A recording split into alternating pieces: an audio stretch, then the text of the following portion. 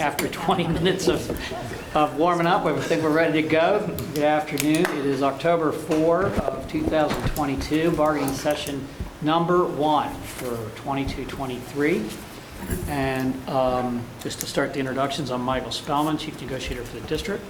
Alden Morrison, CFO. Maurice Bonner, Director of Human Resources for the district. Julie Sessa, Assistant Superintendent of Human Resources for the district. Don Calderon, Director of Risk Management and Employee Benefits for the district. Matt Thibault, Martin County High School, MCEA. Gary Simmons, Chief Negotiator for MCEA, FEA. Karen Resniti, President, Martin County Education Association. Lonnie Birch, MCEA. Susan Rayo, MCEA. Pat Holtz, MCEA. I'm Mary White in a new seat, and I'm the Director of Curriculum and Instruction. Jeff Raymond, Indiantown Middle School, representing the district. Tyson Villwog, Director of Professional Standards for the district. So this is a reopener year. There's, I guess, 2 articles per side to open, plus salaries and supplements and all that kind of stuff.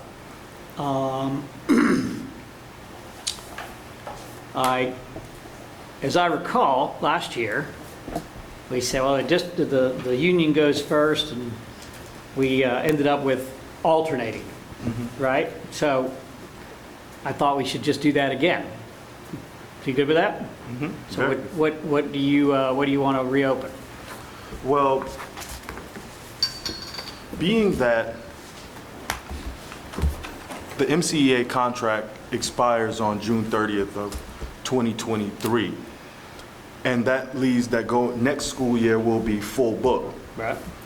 I thought that it made sense for our side to focus on salary and supplements and punt this ball down the field and get this over and done with.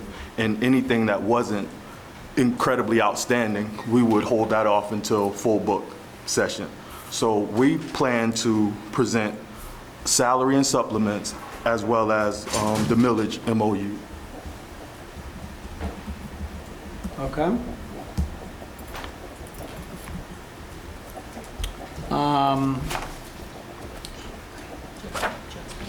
I believe the only one that we want to reopen is Article 8. Okay.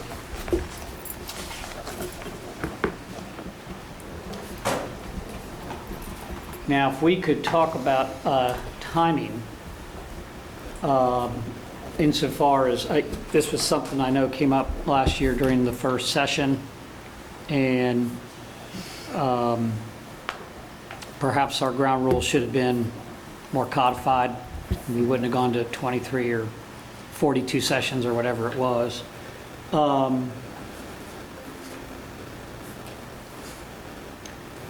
My thought is this. I know we've got several of these set up week after week after week, and I think for a couple of those weeks this month, a woman from my office named Christine Schroed will be appearing on my behalf. Christy was with the Lee County School Board, and she would have been here today, but as you can imagine, living in Lee County, she's dealing with some devastation over there. They did get their electricity back, but it's been a bit of a trying week for her.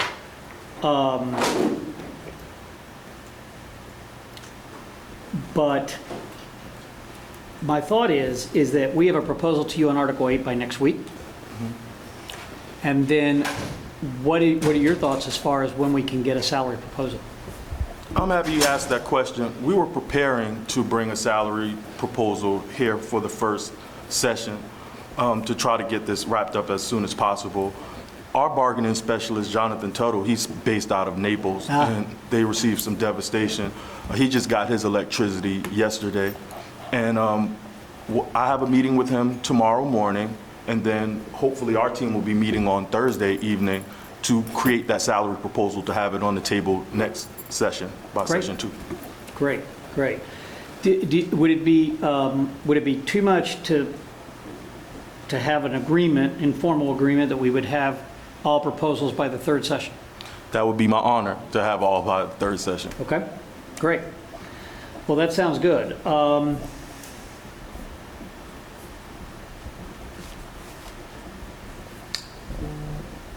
Well, I know we have one MOU, well, before we get into that, do you want to talk about this format? Sure, we can. Lindsay, can you pass that out? So towards the end of just making the keeping track of what was given out each session easier this year compared to last year, just sharing that we're going to follow this format. If you would like to do the same, then that might be beneficial to both sides as we talk about it. And it's really simple. It's just making sure that we have a session number and a date at the top of anything that's presented. And obviously, you know, identifying who it is that's bringing it and what that action is, whether it's a proposal or a counter. And then I have an example on there, and while I would entertain a Barefoot Fridays MOU, don't be distracted by that. It's just an example of what this might look like now. Right. And, which is how we got in the whole discussion. Just to put it in context. Foreshadowing. You got the nails? So thank you for letting me share that, because my eye started twitching yesterday. Okay. I think we commit to following that. That'll definitely help us keep track of everything. Great idea. And Lindsay, if you could also pass out that MOU. I was able to get, well, Deputy Superintendent Michael Main presented this to the board, and they authorized our making this offer in this MOU regarding some incentive supplement for tutoring, which would come out of ESSER and ARP funds that are allocated for that purpose. And so I know our past practice has been to read this into the record, so I'll do that. This Memorandum of Understanding is made this blank day of October 2022 by and between the Martin County Education Association and the Martin County School Board. This MOU addresses an opportunity to financially incentivize opportunities to increase employee participation in certain grant-funded tutoring and teaching to close the gap due to the COVID-19 pandemic. This MOU applies only to summer school and tutoring positions that are fully, i.e. 100% funded through the Elementary and Secondary School Emergency Relief Fund, ESSER, or American Rescue Plan ARP grants, and allocated for such use as indicated on the posting. At the grant administrator's discretion, specific opportunities for extracurricular work within the scope of the grant can be posted with a pay rate of, quote, incentive supplement, $50/hour, close quote. Employees participating in these specific opportunities will receive $50 per hour gross before taxes. This MOU shall be effective upon the signature of the parties below and shall sunset when ESSER and ARP funds allocated for such tutoring have been exhausted. This supplement is only prospective. Trying to remember where we got the $50 an hour. I believe the $50 an hour was from looking at what certain organizations in town offer for tutoring and trying to make that competitive. And if I remember right, it was like Boys and Girls Club.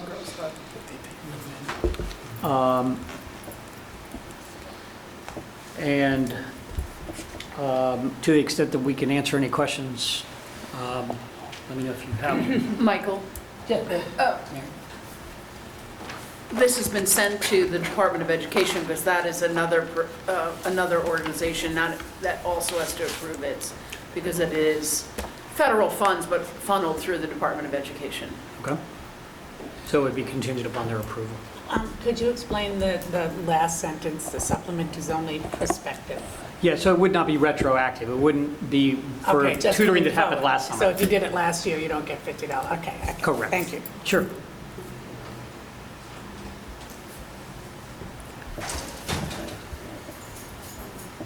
do go to sign, Lindsay has a clean copy without that. Oh, okay.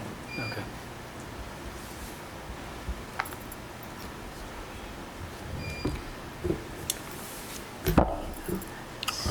So what, it's not retroactive, obviously, for last year, but you're saying even from the very beginning of the year, it would start once it's signed, or?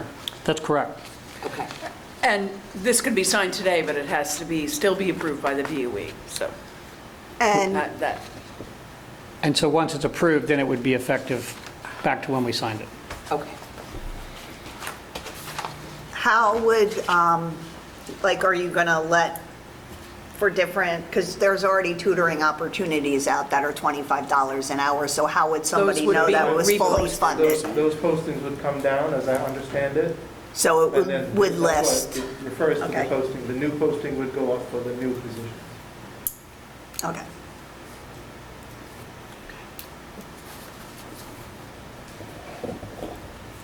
All right, so we'll take that into a caucus to consider, and I have our memorandum of agreement to pass out as well, if you're ready for that.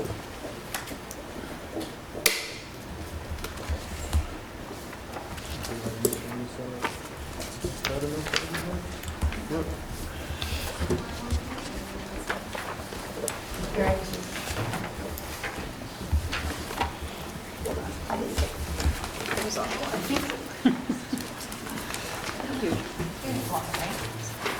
I have two.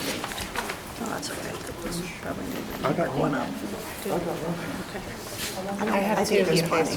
Are we sure one? Well, I had two of them, but maybe after negotiations, maybe I just brought it in and was fixing things, maybe I did that. You're welcome. Okay.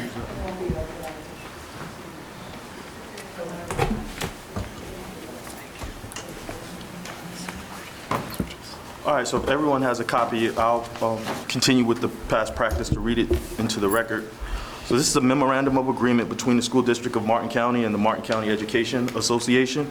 It reads, the School District of Martin County, the district, and the Martin County Education Association, MCEA, as evidenced by the respective signatures below, agree to this memorandum of agreement, MOA, as more specifically set forth herein. The provisions of this memorandum of agreement, MOA, apply only to the millage stipend, MS, funded by the additional voted millage passed on August 23, 2022. If millage revenue decreases before this MOA or its mirror MOA sunsets, this MOA may be renegotiated. Appendix B, supplements, is hereby amended to include the following. The MS is available to all members of the bargaining unit and will be awarded based on total years of instructional experience as listed below. MS awards amounts: 1 to 5 years, $1,800 supplement; 6 to 9 years, $5,000; 10 plus years, $8,500; professional service contracts, $12,000. The determination of years of experience will be made on July 1st of each year in compliance with Appendix B, payment for teaching experience. Part-time and/or job-sharing employees are eligible to receive a prorated share of this supplement. The supplement will be paid out throughout the remaining paychecks for the 22-2023 school year rather than in a lump sum. Thereafter, the supplement will be paid out throughout the year in 26 paychecks rather than in a lump sum. Any employee hired after the first day of the school year will be entitled to receive a prorated share of the supplement. Employees on family and medical leave, FML, will be treated in keeping with the statutory requirements. Retiring employees. A retiring employee is an employee that is eligible to retire pursuant to the rules of the FRS and does retire and receive retirement payments or distributions. Employees retiring as above at any point in the academic year will receive a prorated MS upon retirement date. Employees retiring as above at the completion of the academic year will receive a full MS in the year that they retire, provided that the MS is awarded for that MS year. The parties agree that the financial position of the district for this supplement is based on the property tax referendum passed on August 23, 2022. It is further agreed that if any future lawsuit, legislation, regulation, or economic change affects the district's financial position, both parties shall enter into negotiations in good faith in order to reach an equitable solution that maintains the economic equilibrium of this agreement. Failing to reach an agreement on such equitable solution, the parties shall proceed under Florida statutes 447.4095 financial urgency to reach a resolution. The retention supplement will sunset on June 30th, 2024. before the MOU sunsets, the MCSD and the Martin County Education Association agree to enter into a mirror MOU for an additional 2 years, which the mirror MOU will sunset on June 30th of 2026. Except as otherwise specifically provided herein, this memorandum of agreement fully and completely incorporates the understanding of the parties regarding the monies promised to employees as part of the property tax referendum referenced above. The terms and conditions set forth in this agreement represents the full and complete understanding and commitment between the parties. So just briefly, I wanted to talk about the intent of this memorandum of agreement. So taking into consideration the past salary schedule that we negotiated on August 1st, had the highly effective and effective for our annual contracts to be $2,400 and $1,800 respectively. And then for professional service contracts, theirs were significantly lower, and that would have been $900 and $1,200. So when we were looking at this millage memorandum of agreement, we wanted to try to close the gaps of inequity between our salary, the steps on our salary schedule, being that a lot of the new employees to the profession have received generous raises through the TSIA, and that led some of our folks in the middle of the salary schedule receiving a lot lesser, and with the PSEs receiving the lesser on the highly effective and the effective, we figured that this model would kind of close the gap in between the two. And it's an attempt to have the voices of our members heard loud and clear. We had an opportunity to visit some of our schools already just to talk about the new contract and hear their ideas and ambitions for this upcoming contract. And this was one of the things that came up in some of those discussions. So with this, we think that we can show our professional service contract teachers that they're valued and respected while staying in compliance with all of the Florida statutes that are in place. So that was the spirit of this MOU, to kind of close that gap of inequity between our new teachers and our veteran teachers and our PSC contract teachers. So Carter, we pretty much went off of the numbers that you had given us from some previous requests. I think we're right on. I think we're right on the money with it. I think I'd sent you an email just to get some numbers, but I think we're really close. So one distinction or two distinctions that I see is, of course, the PSC, which you explained, and the supplement will be paid throughout the remaining paychecks for 22-23. So just from a timing perspective, the tax bills go out and people usually start paying around November-ish because they want to take advantage of the early discount. So we will start collecting somewhere around November-ish time frame, and usually bleeds into next year sometimes in May. It depends upon people when they pay their taxes. So if we come to an agreement, depending upon when it's ratified and all that, would we then take the remaining number of checks at that point and spread them out? You see what I'm saying? Correct. Okay. I just want to technically how to operationalize it. Yes, and also to have that conversation whether that implementation is possible. Right. So in theory, this year, you would have 2 millages in operation. We rolled over about a little over $10 million from the millage money that expired, the millage referendum that expired. So we've already paid out the September portion, and then in December, according to our agreement, we're going to exhaust the remaining. It's around $1.9 million or so. And then you also be receiving the new, quote-unquote, new millage, which is this. So that's a distinction. I just want to make sure we're thinking along the same wavelength as operationalizing it. Yeah, I think when I figured it out, it was maybe 11 paychecks. or 11 so. paychecks, and I Right. think the check was, I'm just guesstimating, January 3rd or 4th. And then you have multis that come at the end. And all that Right, stuff. and so I just, to have different millages going out in the same month of December, because I think it's December 15th, I thought it would. Yeah. So, and again, it's based on ratification, Right. and hopefully we could do one vote, but, if we had to push this along so that it could be prepared, Sure. that would be good. I mean, when we did the millage negotiation back in 2018, we did it in 2 sessions. I know the board said this is how much money they get. They can Yeah. spend it however they want to spend it. So we figured this would be pretty easy if you just want to check our numbers. But like I said, I think we came pretty darn close. And like I said, the last time we did it, it took longer. It was new. We had a new attorney doing it, and I think a lot of the problems that we had with people leaving and when Right. people started, it created a lot of confusion, and we're also doing more with what they're doing in the surrounding counties. It does create a problem in payroll, big time, in September, especially when we don't necessarily have everybody on board. Right. We're trying to give out teacher leave money, we're trying to figure out who goes where, and it's, I think spreading it out makes sense, but of course, we have to take this back to the board. I had a question, more of a legal question on page 2, that Florida statute 447495. Financial urgency, that's a very bad thing, especially for our bondholders. We have roughly $40 million outstanding for Jensen Beach and for Palm City. And we have close to around 20-ish or so left on Anderson Middle.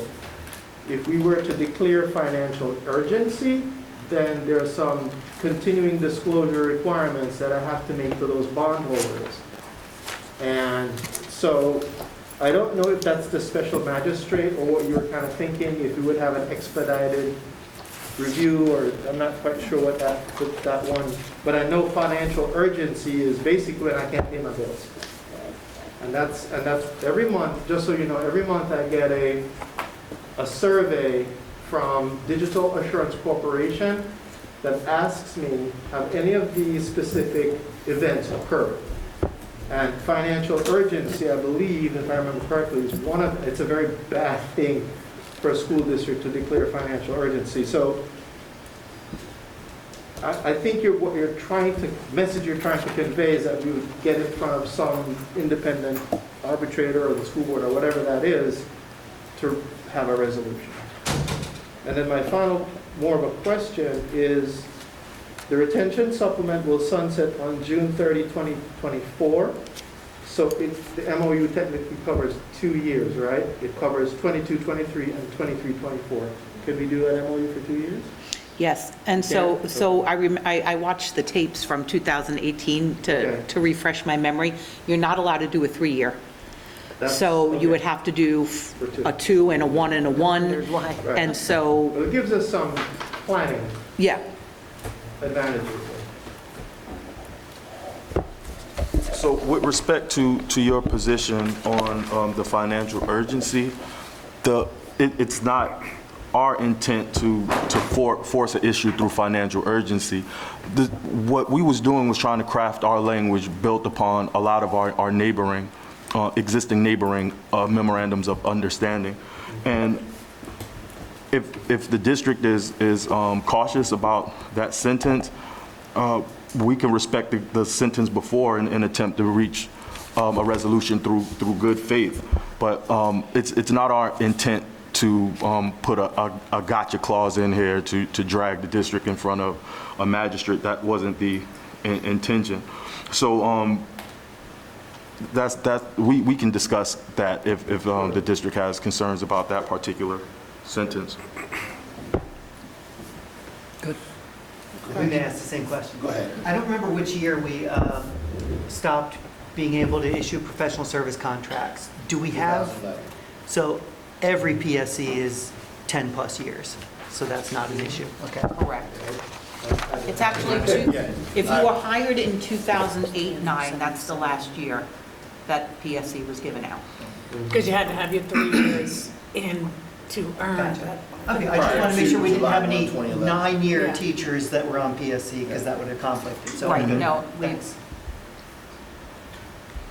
So I have a question. So if the employee is not on an FMLA leave, what is your intention as for them receiving the millage? they're not on FMLA? They're on a different type of leave, you mean? Yeah, Yeah, so there's if tons the of- employee is on an unpaid leave, would they be workers' comp? Would they be, I mean, workers' comp, I think workers' comp and family medical leave, we said those folks Run it would be concurrent. eligible. But if they're on an unpaid leave, what would be your stance on, What did you do this year? If they were on an unpaid leave? those are prorated if they're not on unpaid leave. If they're on FMLA leave, then Right.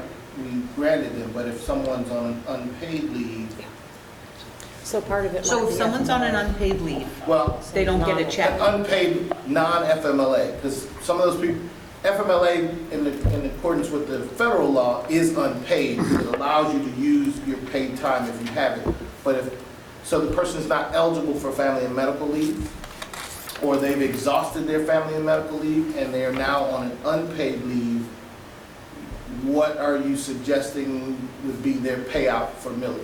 Is it gonna be a prorated share, or just that would be When you say prorated, Maurice, do you mean that, say they work 3 months in that the year? days that they've worked? Yeah, Yes. okay. And so I think that's why when you're giving out the checks, when they're actually working, it kind of just makes things easier. I mean, we could think about it a little bit more. The only difference is with FMLA, according to the law, they have to be made whole. Right. But So we could think about that one. is the happy medium maybe that as long as they're on approved leave? Because if it's FMLA paid or unpaid, it's still an approved leave status. And a prorated status.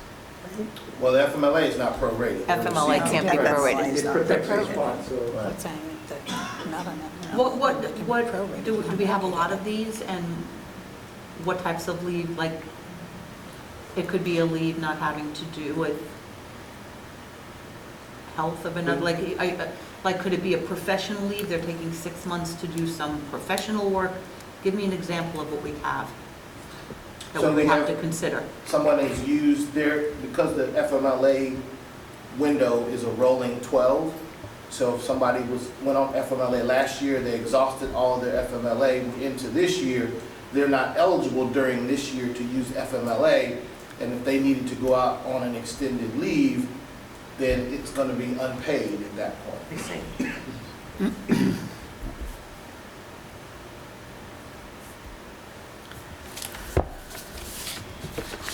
Those are the ones that are typically in an unpaid leave, where they were on FMLA and then they exhausted it. Do we have any other situations that we would need to consider?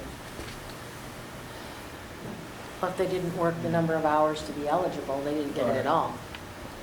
Like if they're a new hire and they haven't worked the number of hours to be eligible, and then they have You to got to go meet out. the federal requirements. So if somebody was a late start last year and didn't have it, or at this year, if we're going to give it out during this year, a brand new employee then would So not be then eligible. they would definitely be prorated. They would not be eligible for FMLA. Oh, they wouldn't be eligible, Right, okay. so brand new, they Wouldn't be started eligible August for this 2nd, that first. You have to work a whole year. Sorry, a little punchy late today, but August 2nd, they started August 2nd, but they're a brand new hire for this year. They don't meet the federal requirements for FMLA. Right. Because they haven't been employed for a year and they haven't worked 1,250 hours. Correct. Right. So they don't have any experience, so they wouldn't get it anyway. So if you have someone who starts, for example, November 1st, instead of, let's just say they have 7 years and it's $5,000, instead of spreading that $5,000 out, it's going to be prorated and then spread out like everybody else. Make sense? So even if you had somebody come in with 5 years' experience on February 1, which right now, February 1 didn't get them any money, they would just get a prorated amount for the rest of the year. Well, that language is not, I don't see that language in here about the February, which is what. Right, because we didn't put anything in there, because the money is being dispersed differently, not on September 1st and then December. If someone comes into our district and they start working January 1st, it's prorated, right, half the year figure, and then it's dispersed. If someone comes in February 1st, then it's however many checks, and it's. Because it's automatically been it's- prorated. Yeah, it'll be automatic when it's prorated. dispersed Right. over You 26 got that checks. language in. Yeah, a little bit of a We recruitment. tried to make it just a little bit simpler. So then, I mean, I think it's more conversation, just operationalizing this in If I may, just January. add to the conversation, I believe that I've negotiated language elsewhere that as long as you're on approved leave, which is FMLA paid or unpaid, and not subject to discipline. Because you could be sent on administrative leave or something like that because of discipline issues. That may be the way to go. It depends. So are you saying the approved leave works in conjunction to the discipline? Or No, it's if either you're or? on leave as a result of discipline, then you wouldn't get it. For that period. But then, During that period. So But it so are you talking about a 5-day suspension? could be. That's not, I don't know about So that. so the circumstances for that would be if we were recommending dismissal of an employee, the board may grant or put that employee on unpaid suspension Right. pending the board hearing. That could be more than 10 days. And of course, if the employee was not terminated, they'd have to, provide some back pay on that. But that's a circumstance where it could be a longer disciplinary Right, and suspension. so they would not be getting the millage in whatever checks they were missing. If they missed 2 weeks' worth of checks, they're not getting paid at all, and like you said. I think for the days that they're on that suspension. I just think that it just works, we're just not used to it working seamlessly, Right. There will be a situation that we never thought of. Of course, of course. Yeah, like if somebody is downtown for whatever reason and they're still getting paid, they're gonna still get their millage. You're not gonna stop it Right. because we had issues with that in the past. So, question. So I know the way it was structured the previous 4 years was to give that big thank you for retaining the employee.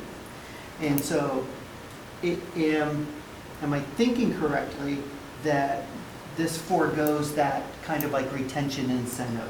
So if I've been working for whatever, I worked all last year, and Jeff was hired August 1st this year, we're both getting the same millage stipend. I'm retaining you in the current year. That's what I'm doing. Mhm. Instead of Right. waiting until next Right. year, collect your check and then You're leave, getting it now. I'm giving it to you now. And so And in- if, I was just making sure I was interpreting Yeah, it. And there's no incentive to stay until September 2nd. And then leave. And then And leave. then leave. Right. Yeah, so that's the other side of that.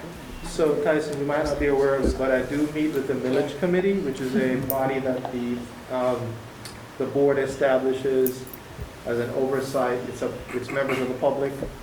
And in past meetings, when this was happening, they wanted information on, have teachers collected this money and left, and that type of thing.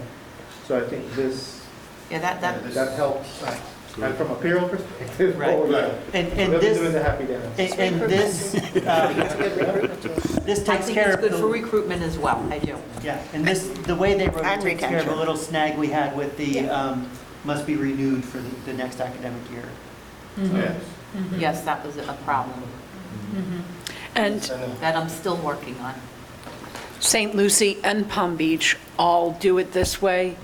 And we just lost another teacher in St. Lucie County just recently. Well, or we will.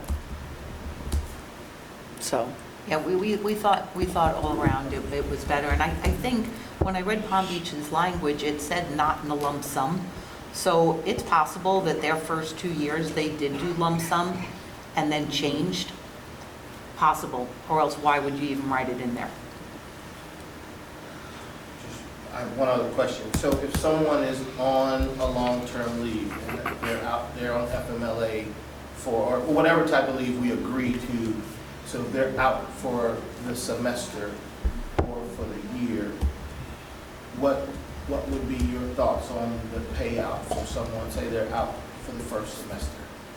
And they're not getting any checks.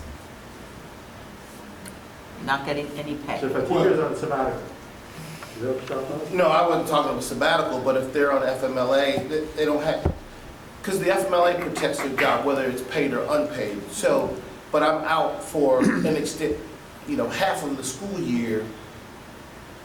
Would they get paid when they came back? Would they continue to receive the millage? That's not encompassed in here, so it's a question. Yeah, and so I mean, off the top of my head, as long as they're getting checks, they get their millage. They're no longer getting checks, because you said they first have to use their days, and some have a lot of days. They're no longer, they run out of days, the millage stops, they come back, they're made whole. So they would kind of have to get retroactive millage, because you cannot, by law, treat them differently than a working employee, because they are an employee, right? So they're still an Let me see if employee. I understand this. So if the 180-day employee is out for 60 days, then when they come back to work and they work the next 120 days, they're going to have 180 days worth of millage spread out over that 120 days. Right. That's the FMLA, That's but the not the FMLA. other leave. The other leave is Correct. going to come back and get 120 days of millage with their 120 days of pay. I just think it needs to be articulated in the language. It makes my job so much easier if it's articulated here. When those things are not, it's a little rougher for me. Sure. And to operationalize this, I'd like this to go as smoothly. I appreciate some of the additional language that you put in here. I think that is going to help us. Just a couple little more tweaks and And that's the thing, makes it easier to operate. you sleep on it and you may think of something, because I thought of something, and I'm like, no, it wouldn't apply, because they're just getting regular checks, so it doesn't matter, but you may think of something. I will ponder. Maternity leave, that's what I was thinking about, because they don't have to use their sick time, right? I was just telling about maternity leave in the teacher's contract is different, where they don't have to use their sick time, they can be out and save their sick time. So they might not take a check while they're out. That's what I have to Okay. I thought they had to use sick time first. There's some different rules for maternity. Okay. And those we have another. Yeah. But so- is that paid? It's unpaid, right? It's Or- unpaid. But Is it it used to be FMLA?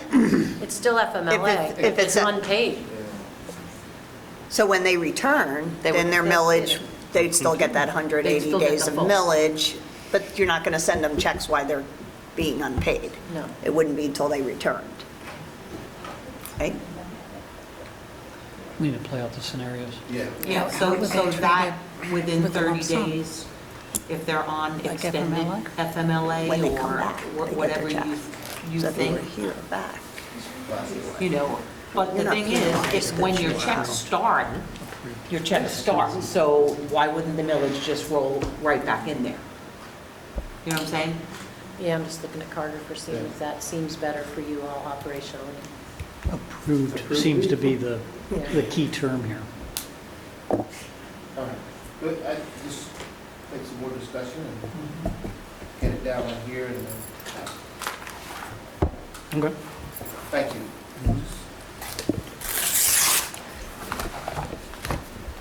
So what's your thoughts? I want to have a caucus with my team to discuss the MOU you put on the table. Sure, okay, I say no more than 15 minutes. okay. Just text me when you're ready. Sure thing. Thanks, Michael. So we had, as a team, had an opportunity to do to take a caucus and discuss the MOU that was presented by the district team. And we're fine to tentatively agree and sign off on this and get the ball rolling. I'm hoping that this sends a loud and clear communication to the school board that every session we have intentions of trying to get the job done. And it's evident in this. We went through it line for line. We didn't take any issues with any of the sentences. And we're prepared to sign off. The only question that we were contemplating back there is whether or not we'd be able to receive copies of this. And if we can't make copies of it, then can we just sign off on multiple copies so that we would have one and you guys will have a copy as well? Yeah, why don't we just have 2 original copies? Sounds good. Yeah, Okay. that's fine. Well, because I have access to the copy machine. Yes. Which is He has access. So However we want What I to. wanted to hear. There was the, She has got a clean one. Mary, you brought up that the DOE Oh, would have to right. approve this too. How long would that take? Say that one more How time. long till DOE might approve? How long for the DOE to approve on that Just sent tutoring? it to them 2 days ago. How long, We how, have no idea. Okay. We have no earthly idea, actually. Okay. so could it be months, Because, I mean, days? ideally, it would be nice I if it would gets say approved to get within- it moving forward quickly. Absolutely. I couldn't agree more. Yeah. Because there was a new directive, I guess, that came out for 22, 23 as to where some places where you can use these ESSER dollars, and tutoring was one of them, I believe. So is it a matter of you're worried it's not going to get approved, or it's just when it gets approved? It's just paper. Right, it's just paperwork? Honestly, my feeling is when it gets approved. Okay. Yeah, it's just Yeah, but paper. we wanted a 3-point approval. Right, No. right. But we still have ESSER dollars Yes. in reserve that it could be up and running sooner Yeah. rather than And later. people can be tutoring right here's now, the and thing, all the schools superstars. are doing that. But But you wouldn't be qualified for this. But once we sign this, then we can get this up and running. So that's, I do, So Gary- would need that clarification once, Because If it's the signed- superintendent has Yeah. to sign this. We'll sign one, and you'll get it signed by him. And I can Scan it tomorrow That sounds morning. good. Does that work? Yeah, that Tomorrow, works. right? Yeah, because Because I want to be able to just keep track and not lose, not lose track. they did bring up the fact that It won't be Dr. Lay tomorrow. has to. Mary, We're not here tomorrow. We're not here tomorrow? I was trying to finish Mary's conversation, which was pretty so, important. This says it's, if somebody's tutoring now, they don't qualify for this. no, they do, they do, No, they that- do, they do. They would, no, what I'm As of the asking. signing. As of the signing. Okay, so Yeah, so, I didn't say that. No, I'm just. yes, as of the signing, yes, but we have not gotten DOE approval. So as of DOE approval, you can't have anybody working and expecting to make $50 an hour, and then it doesn't get approved by DOE and say, oh, I'm sorry, you're only getting 25. Right, that's why I'm asking. That's why I'm asking. Thank you, thank you, thank you. And what I said is, there's ESSER dollars still out there that Absolutely, could and be there's used. more ESSER dollars, but Right. it's a matter, I don't think it's a matter of not, I think it's a matter of when. When. And that's what I said, but I just want to be clear that, like, Pat, we have no school tomorrow, but what if you're tutoring Thursday? This is signed, but you're not going to get $50 until we get DOE approval. Thursday. But you will get $50 for Thursday if it gets approved by DOE. On Thursday. On Thursday.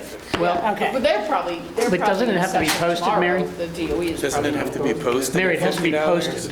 right, and then we have to post. It has to new- be posted first, so nobody can qualify for, even if you're So if you're tutoring. tutoring now, you're not getting it.